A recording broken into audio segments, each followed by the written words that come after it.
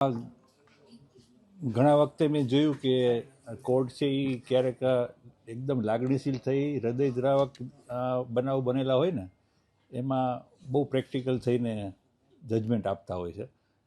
Generally અમે એમ કહી કોઈ પણ કોર્ટને એમ કહી કે ભાઈ આ કેસ ઝડપથી ચલાવો છે એટલે કોર્ટ હંમેશા એમ જ કહે કે ભાઈ જેવો ટાઈમ મળશે એ પ્રમાણે કરશું. પણ આ કિસ્સાની અંદર આ કિસ્સો એટલો બધો ભયંકર હતો કે બાળકીના પિતાએ લેટર લખ્યો હતો ભાઈ મારી બાળકીની આટલી ખરાબ હાલતમાં અને ખરાબ હાલત કરી છે તો એનો કેસ વહેલામાં વહેલો ચલાવવામાં આવે અને ફાંસીની સજા સંભળાવવામાં આવે.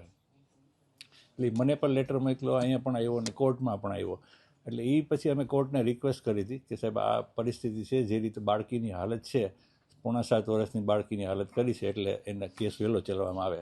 એટલે કોર્ટને પણ એમ લાગ્યું કે આ એક ચોક્કસ પ્રકારનો કેસ છે એટલે એને વહેલો ચલાવવો જોઈએ. એટલે 34 દિવસમાં કોર્ટે તકસીરવાન ઠરાવી દીધો, જેમાં 11 દિવસ છે એ પોલીસ તપાસના હતા અને બાકીના દિવસો 4-5 દિવસ રજાના હતા અને 9 દિવસ છે એ આખો કેસ પ્રોસિક્યુશન તરફે અમે પૂરો કર્યો હતો. બાકી તો ગુર્જર સાહેબે આપણને કીધું કે શું પ્રોસિક્યુશનના પુરાવા રજૂ કરેલા હતા, પણ એટલું મને ખાસ મારું ધ્યાન એટલા માટે પડેલું છે કે જે કોઈ પણ બચાવ ડિફેન્સ છે એ લઈ શકે, બચાવ પક્ષે લઈ શકે, એના પહેલેથી જવાબ આપી શકાય એ પ્રકારનું ઇન્વેસ્ટિગેશન કર્યું હતું. એટલે જે કોઈ પણ બચાવ લે ને એનો જવાબ અમારે કાઢવાનો નહોતો, જે રેકર્ડ બનાવેલું હતું ને એમાંથી જ મળતો હતો. એટલે મારા તરફ પ્રોસિક્યુટર તરીકે જ્યારે મારે કોઈ મહેનત કરવી પડી હોય તો એ ખાલી એક જ હતી કે ફાંસીની સજા કરાવવી. ફાંસીની સજા આપણા ભારતના કાયદા મુજબ એવું છે કે રેરેસ્ટ ઓફ રેર કેસ, એટલે ચોક્કસ ઘણા બધા કેસો પછી જો એવું લાગે કે આને ફાંસી, અત્યાર સુધીમાં ભારતમાં ફાંસીની સજા 10-12થી વધારે નહીં થઈ હોય, સિવાય કે ત્રાસવાદી હોય, ટેરરિસ્ટ હોય. તો આ કિસ્સામાં આપણે સાબિત કરવાનું હતું કે રેરેસ્ટ ઓફ રેર કેસ છે કઈ રીતે કે આ જુદા જ પ્રકારનો કેસ કે જેમાં ફાંસી સંભળાય, જેમાં હત્યા પણ નથી. આ કિસ્સામાં હત્યા નથી. જેમાં બાળકીની હત્યા અને રેપ બંને હોય ને એમાં તો કોર્ટ ફાંસીની સજા કરે જ છે, પણ હત્યા ન હોય ત્યારે કોર્ટને કન્વિન્સ કરાવવાના હતા કે આ કેવી રીતે ફાંસીમાં જાય છે. એટલે એના માટે આપણે કોર્ટને અમારા તરફથી રજૂઆત કરવામાં આવેલી હતી, ખાસ કરીને કે ભાઈ કોઈ પણ આવા 30-32 વર્ષનો માણસ છે જેને એક પત્ની છે, 12 વર્ષની દીકરી છે અને એનાથી નાના 2 બાળકો છે, એટલે એને શરીર સુખ લેવા માટે, માણવા માટે ક્યાંય બીજે જવાની જરૂર નથી, એને પોતાની પત્ની જ છે.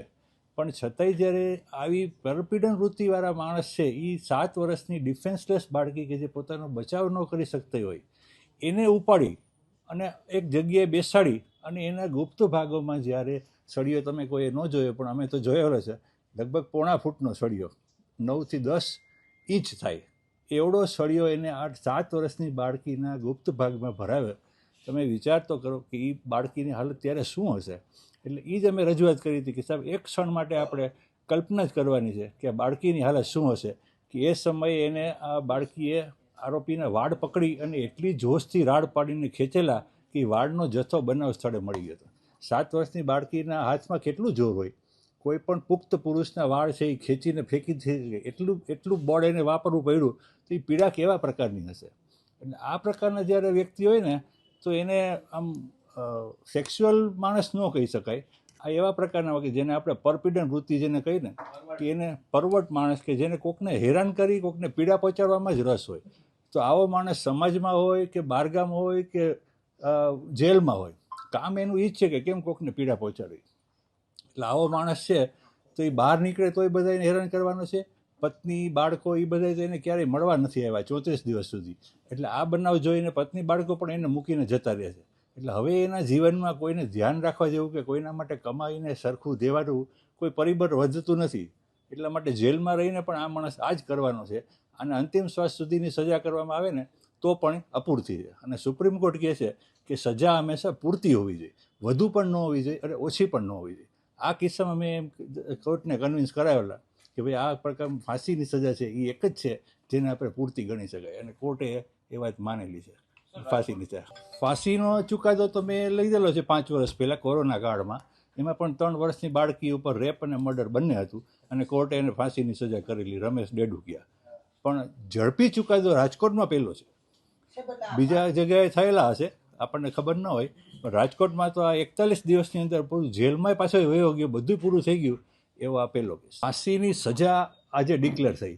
હવે આપણો કાયદો એવો છે કે ફાંસીની સજા કરવામાં આવે ને ત્યારે હાઈકોર્ટ પહેલાં એને કન્ફર્મ કરે કે આ ફાંસીની સજા બરોબર છે કે નહીં. પછી હાઈકોર્ટ એમ કહે કે હા આને ફાંસી બરોબર છે, ત્યારે ફાંસી આપી શકાય. પણ ત્યાર પછી આરોપીનો હક ઉત્પન્ન થાય કે સુપ્રીમ કોર્ટમાં અપીલ કરવાનો, અને સુપ્રીમ કોર્ટમાં પણ અપીલ થઈ ગયા પછી રાષ્ટ્રપતિને માફીની સજા કરી શકે.